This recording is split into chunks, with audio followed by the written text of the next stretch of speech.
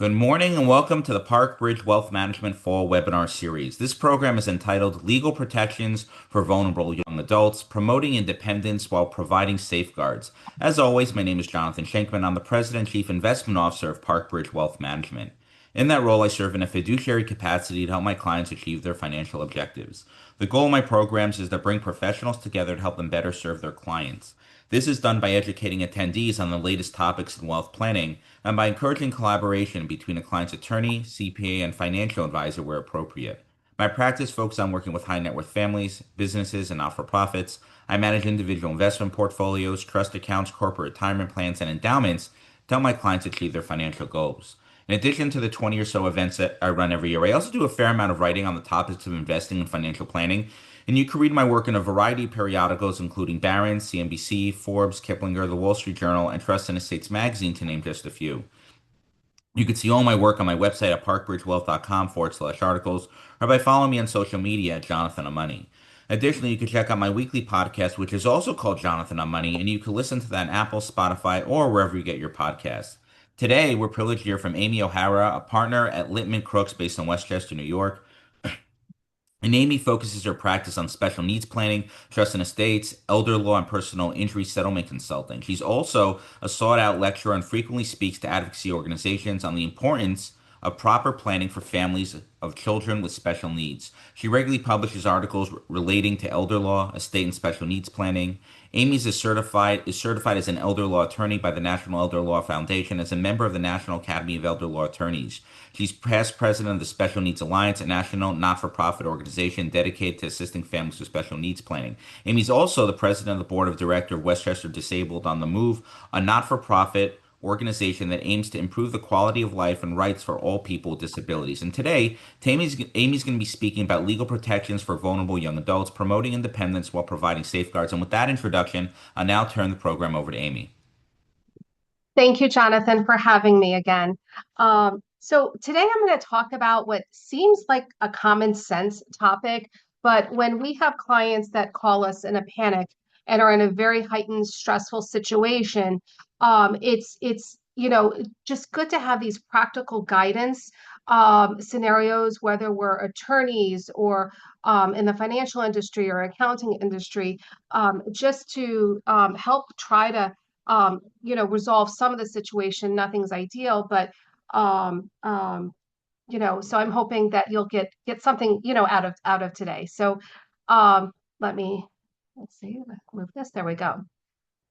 So when an individual turns 18, they become an adult in the eyes of the law. They're and presumed to have capacity. Parents lose the automatic authority to be able to make medical decisions or related matters. When a child goes off to college, for example, and there's a medical emergency or they end up in an emergency room, the parents think that they could just automatically talk to the doctors, and that's not the case. And I'm not necessarily really talking about children that are going off to college in today's presentation, but just to hone in that when a child turns 18, they're an adult, and us as parents lose certain decision making authority over our children. And the vulnerable young adults, you'll see I made the acronym VYA. I made that up. It's not anything out in the industry, but just purposes of today's presentation. If you see VYA, I mean vulnerable young adult. They may lack judgment, experience, or functional capacity. Vulnerable young adults with limited judgment and dependency on caregivers are actually at a higher risk of abuse and neglect and being taken advantage of. The protections that are put in place must extend beyond finances to encompass their physical well-being, their emotional well-being, and psychological. Now, the goal is always to protect their autonomy and their adulthood and their self, right? While implementing certain safeguards to protect them. So when we're spotting issues affecting vulnerable young adults, and I'm not in this presentation necessarily talking about individuals with intellectual or developmental disabilities, but it definitely, applies a lot of this to them, especially, young adults who may have autism, but are higher functioning autism. or have other emotional, intellectual disabilities. Um, that aside, here's some issues for spotting. Sudden changes in behavior, mood, or social withdrawal, new individuals exerting influence or isolating the individual from their family, unexplained financial activity or loss of funds, missing checks. I see, I have clients come and although many young adults don't necessarily know how to write a check. I have two. I have a 21-year-old and a 20-year-old boy, and they have accounts, but I don't think they've ever written a check. So maybe that is something of the past, but we still see it from time to time. Missed medical appointments or deteriorating health without explanation, signs of fear, anxiety, reluctance to speak, about their issues or their frustrations that are going on, inconsistency with their stories or confusions, decline in their hygiene, and there could be a new friend that they have, right? And that increased dependence on that friend for everything in their life. And so when clients are faced with their a vulnerable young adult child and come to me and they say, well, they'll come and they're like, I want guardianship. I want to be able to have guardianship. Well, guardianship is not for most people. And there's a level of incapacity that's needed in order to necessitate a need for guardianship. A guardianship is a court supervised process where you transfer decision making authority from the individual themselves over to the guardian, the court appointed guardian. The guardianship can be of the person or property or both. In some states, it's referred to as conservatorship. In New York, it's here, we refer to as guardian of the person and property. And it's helpful when the individual is severely impaired and incapacitated. It's not necessarily a fit for vulnerable young adults because they don't necessarily lack that capacity of the requisite level to have the need for the appointment of a guardian. There's loss of autonomy in everyday life decisions. And it's costly and often difficult to modify or sometimes terminate. But there is an expense there. And we only consider guardianship if there's no less restrictive option available for that person. And again, just to emphasize, this is a situation where somebody is very incapacitated in order to have the necessity of a guardianship. And and so I have to tell families that. Or there could be a situation where they come to me because their child has mental health disabilities and they're not taking their medication, they're not being medication compliant, and they think that becoming their child's guardian, they're going to be able to make their adult child be able to force them to take medication. That is not the situation. There are special court proceedings under the mental hygiene law in New York, and the sister states would probably have equivalent, where you can have what's called an AOT order for medication management, but that doesn't happen in a guardianship. In a guardianship, you can't force someone to get medical treatment without certain other protections in for mental health. Now, sometimes we look at a limited or temporary guardianship, where it's ordered authority is restricted to specific decisions, whether it's certain medical procedures or helping with managing a settlement.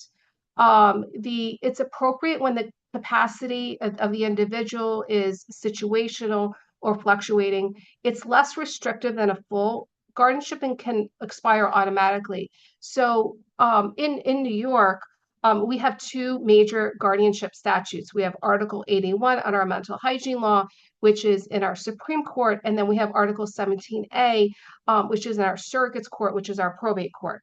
And our 17A is designed really it's a statutory only for individuals with intellectual and developmental disabilities and some traumatic brain injury.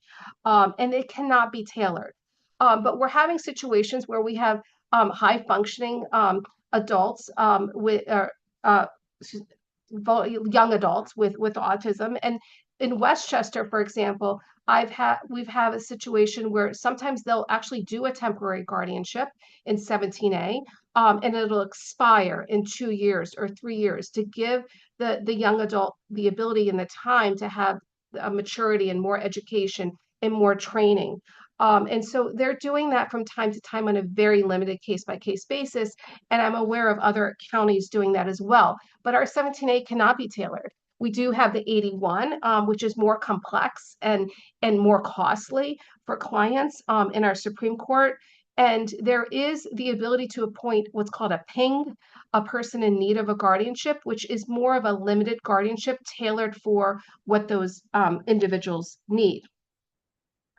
But practically speaking, a lot of times with our vulnerable young adults, guardianship is not appropriate and certainly not the least restrictive alternative for them. And so, what do we look then? We look at, can they sign a supported decision-making agreement, a power of attorney where they delegate financial authority, healthcare proxy to help with medical decision-making, and other advanced directives. So with supported decision making, in practice, this is an agreement. It's a formal or it can be an informal agreement that allows the vulnerable young adult to choose their supporters, which are trusted individuals, to help them with making and communicating certain decisions and understanding them. The supporters are not making the decisions, but they're helping support the individual. It's intended to, um, promote autonomy with the young adult, or not necessarily a young adult, because supported decision making can happen at any stage, age in life, post 18. But I will say, in practice, this is generally new. There's several states that have supported decision making laws. In New York, we have a new law. And it's complicated in that many providers are unaware of supported decision making and what it is. And it's lack of recognition. I had a colleague that went to Chase Bank with a supported decision making agreement with the young adult and the supporter, and Chase basically laughed at them, right? Like, what is this? I'm in addition to a supported decision making agreement, you need some legal documents, legal arrangements, including power of attorney and healthcare proxy. I'm finding, practically speaking, um, in practice. So, power of attorney. This probably all of us on the call understand what a power of attorney is, and it's not necessarily just for your estate planning, to add into your estate planning file for when you're doing your estate planning, but it becomes a powerful tool in helping young adults in managing their financial and legal affairs, and be able to talk with the Chase Bank representative or the financial advisor or the accountant, or deal with perhaps a legal matter or dealing with a lease. The power of attorney can be broad or limited and tailored to specific authority. I'm generally not a fan of limiting the power of attorney. I think that making it as broad as possible in the event that any individual becomes incapacitated, we have we we have a broad authority to be able to make powers not necessarily that we need now, but perhaps in the future. And so all powers of attorney, when we're dealing in the situation, should be durable so that they survive any type of incapacity. Uh, excuse me. And powers of attorney, provide flexibility without removing the young adult's legal rights. They can be revoked. Any of these legal documents outside of a guardianship can be revoked. So we're always mindful of undue influence and negative situations in the young adult's life. Um, but again, it's I think it comes down to education, training, and the young adult.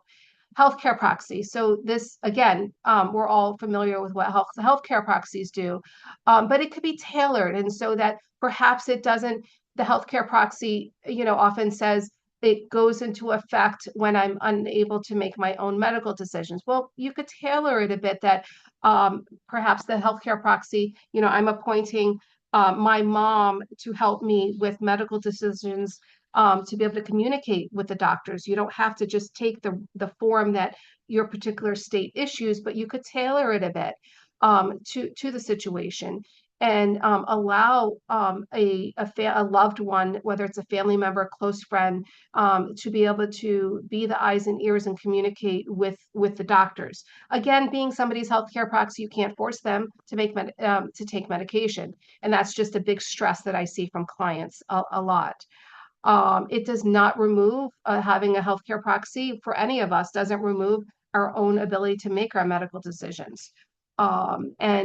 And other documents, so psychiatric advance directive, this is a important document for many of our clients. And It's a psychiatric advance directive. Sometimes it's referred to as a PAD. And it allows a young adult to outline, or an adult outline preferences for mental health treatment. It can specify preferred medications, hospital preferences, crisis interventions, and treatments to avoid. It allows the appointment of a mental health care agent. It could be the same as your healthcare proxy, and oftentimes it is, to make decisions during periods of instability or incapacity.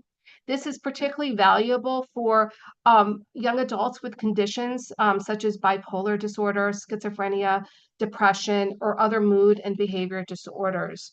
And it helps avoid involuntary treatment conflicts. And we do this in terms of, we outline all the medications. We outline what medications have been used in the past and may not have a positive effect. Treatment locations in terms of hospitals, who their psychiatrist is and therapists. We outline all of these in this type of document. So preventing financial exploitation.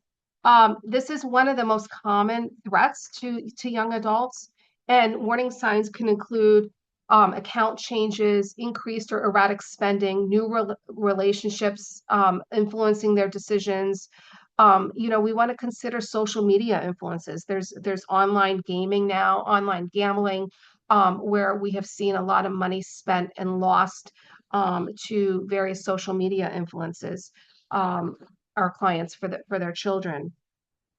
And so, how do we prevent this? Again, I will say, and this is my last bullet point here, of course, this is a careful balance of a person's autonomy and their safety, right? Because not necessarily, like, my 21-year-old son, I don't know his passwords, I don't know his multi-factor authentication, but he has been educated, and he is fortunately not vulnerable. But and so it's a matter of having that autonomy, but also protecting your child when it's needed.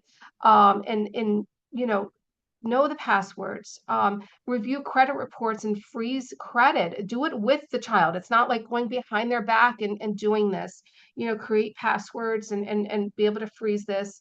Set up bank account alerts and monitoring. And again, educate and train. And it's a constant, just not one conversation, but having that education and training that could go on for years, for them to be able to be protected.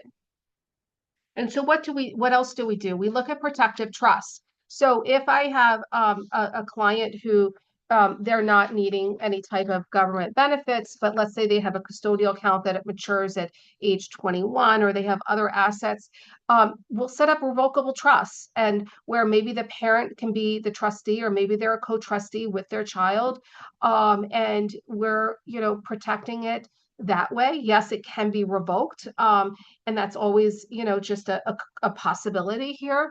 We will do special needs trust, of course, if public benefits are necessary, but we only need that type of trust if we're going to rely on means tested government benefits such as SSI, Medicaid, or state agency programs. And then irrevocable trust for non-special needs, young adults, looking at the estate planning, putting protections in place for, a family's estate planning so that they don't get the assets outright. Uh, and power of attorney, which we talked about. Able accounts, again, able accounts, somebody has to have a significant disability in order to qualify for an able account. And not every vulnerable young adult will qualify on the disability level for that.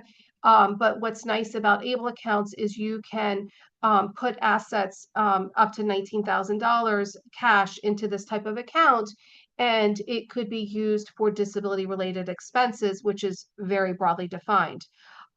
There's other item that I don't have on this slide, but it's called a TrueLink card, and it's a prepaid debit card where you could fund money into this account, and you can look at it as TrueLink Financial. You could put $500, but it can't be used to buy cigarettes or alcohol. It can't be used at this convenience store or online. Like it could be used at gas station or grocery stores, or so you could put parameters on how that money could be spent.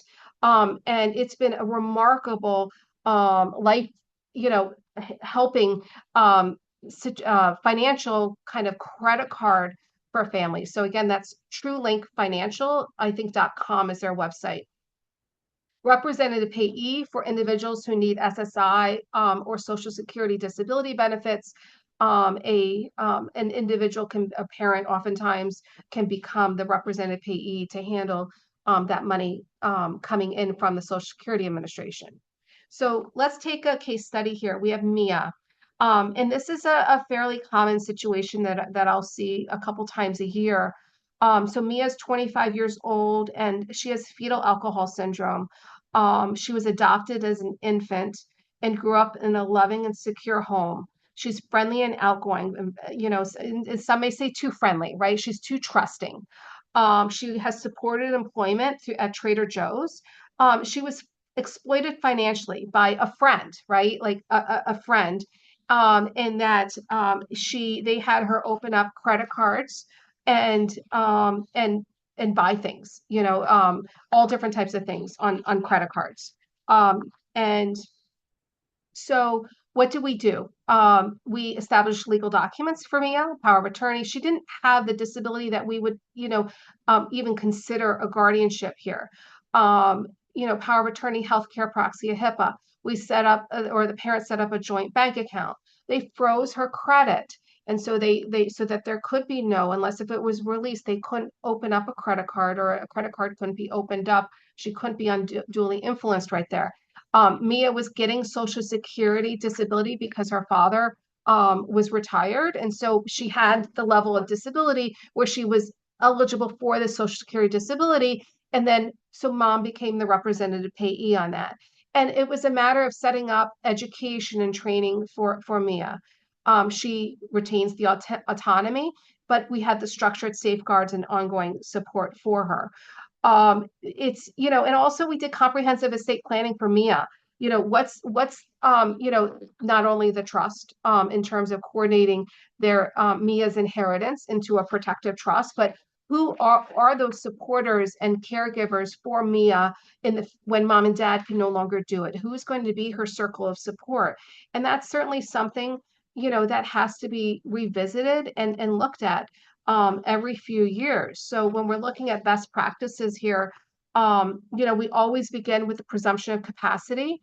Guardianship's not the knee-jerk reaction, or not reaction, but response or answer. And we evaluate the least restrictive options. We tailor plans to the young adult's needs, abilities, and risks. We review and revise the documents regularly. So I was just mentioning with Mia's parents, who's that circle of support? It may change. We want to make sure the trust is flexible, that is going to meet Mia's lifelong needs well beyond when mom and dad are no longer here. And we want to be able to have the ability to be able to change trustees, appoint, perhaps have a committee, a trust protector in a way of not necessarily, maybe we're dealing with a corporate trustee and the trust protector could be the eyes and ears on Mia's behalf. We want to educate fiduciaries on their responsibilities and liabilities and encourage families and help put in that multidisciplinary support system. And something that, will need to be reviewed from time to time. I did list some, and this is in the PDF, but here's some resources for you. The Social Security Administration regarding representative payees, the state disability agencies. If you're not in New York, New Jersey, or Connecticut, which is the regional area here, certainly you could just search or Google whatever state it is, Developmental Disability Agency.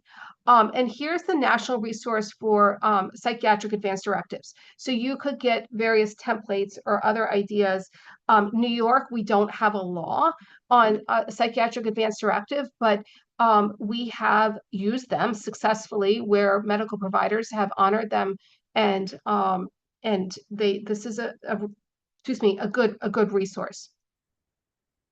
Here's the credit freezes that I mentioned before: Equifax, Experian, TransUnion. You can find all the links at this link here for these various agencies. The ARC, the Special Needs Alliance for attorneys throughout the United States.